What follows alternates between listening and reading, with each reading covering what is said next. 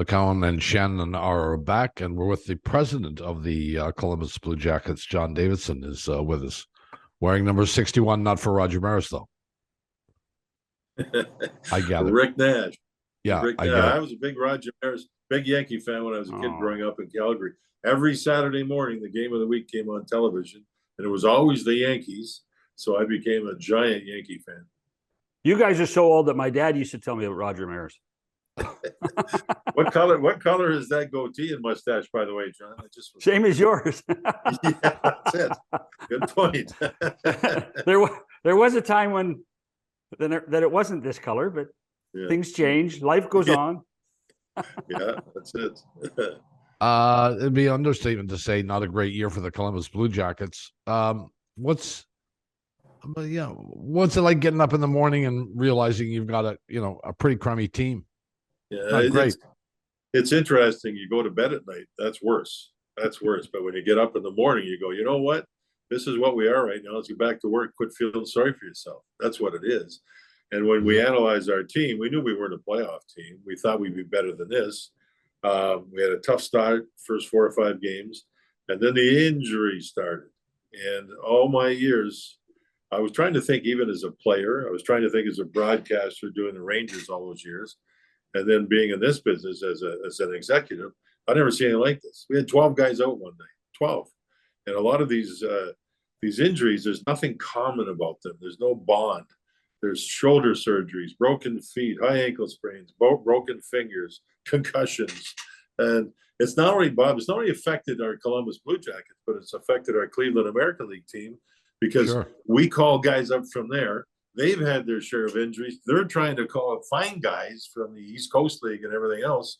That domino effect has knocked us right on our butts. It's been a tough one. Yeah. Are you absorbing much criticism? I mean, you re-signed Line A, you went out and got Gaudreau. Those are 2 pretty big contracts, and they're done with the idea that, you're trying to be positive looking forward. Are you getting a lot of criticism locally? We get some, but it's nothing. I think there's some understanding of what's gone on. And of course, the team, again, was not a playoff team. Line A's still young. He's 25 years old. Yeah. Johnny Gaudreau's had a pretty good year considering Liney's been out for a while. Boone Jenner, his center, was out for quite a while. Zach Werenski, our best power play guy in the back end's been out basically all year. And we played 4, 5, 6, 7 defensemen from the minors for long periods of time. So everybody has an understanding. However, we still push. We still we go into Alberta, lost in overtime to Calgary, went into Edmonton and won in overtime. Going to Vancouver and really didn't play very well. Credit to them. And then in Seattle, we were rotten for the first half, good the second half. So it's been a real one of these types of seasons. But we are what we are. We push every day. We every once in a while we get a player back from injuries, which does make a difference. And we just keep pushing. It's just all you can do. There's nothing else we can do, period. How do you keep the players that you do have from getting into that losing mentality? That must be hard.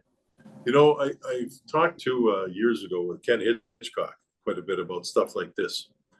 And he said the toughest part, and I totally agree, for the players is when they feel they have no hope. That's when you really got to do your coaching. It's really when the management have to meet with players and meet with the team, whether it's individual or the team itself, and meet with your staff too, your coaching staff, assistant coaches, and even as much as them, it's the training staff. And you have quite a crew now. You have there's 10 trainers with the team approximately, and they have to have attitudes that are positive. If players come in the morning and their shoulders are slumped, they're part of getting them. Hey, what's your problem? Let's get it going here. That type of thing. And we meet quite a bit about that. Keep pushing. The attitude actually, for the most part, has been pretty good. It's never ending. Every game that's over, in comes Mike Vogt, our head trainer, and says, "Oh, we got 2 problems tonight. We got a concussion and it looks like a high ankle sprain." Or if it's seldom where he comes in after games, says nothing tonight, we all go, "Yay!" That's how bad it's been. So we just have to deal with it. We'd have to deal with it and keep pushing and try to get something that we can hang our hats on. An example would be recently is a kid by the name of Marchenko, who's a first year over here from Russia. He's not He's not a raw rookie. He's going to be 23, but he's been on fire. And what a kid. A lot of the Russian kids, when they come over when they're young, it's a new culture. This kid's trying to speak the language. If he's interviewed, he'll speak in English as much as he can. He smiles. He practices hard. You know, things like that. Kent Johnson's getting better. We've tried him at Summit Center Ice. We've had him on the wing. He's just a kid.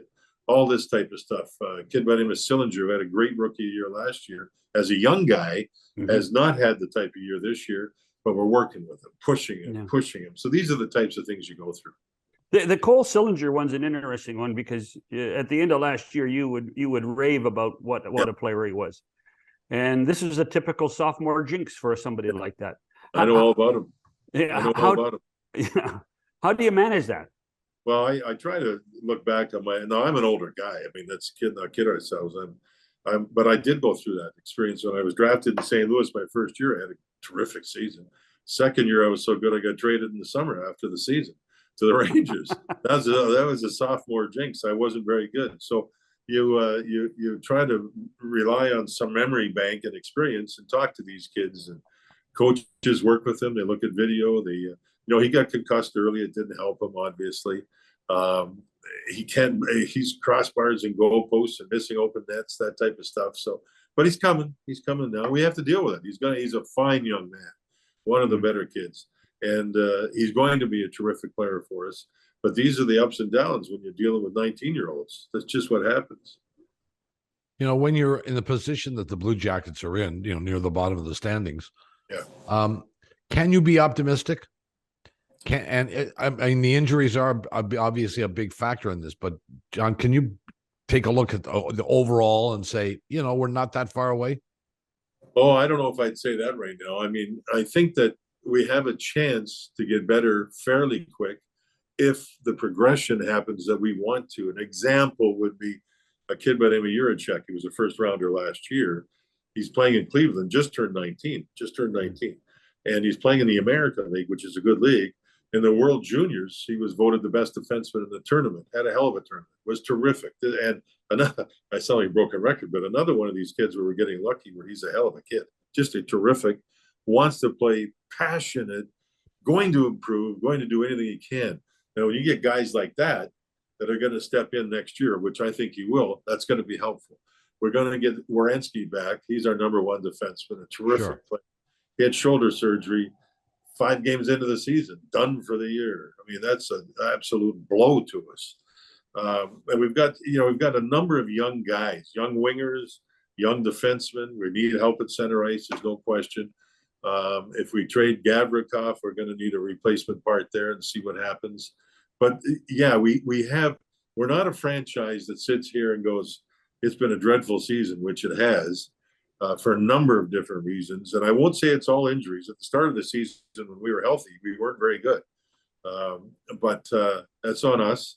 But we do have a number of different pieces that are big for us. And of course, we're going to have a very good pick in this season's draft.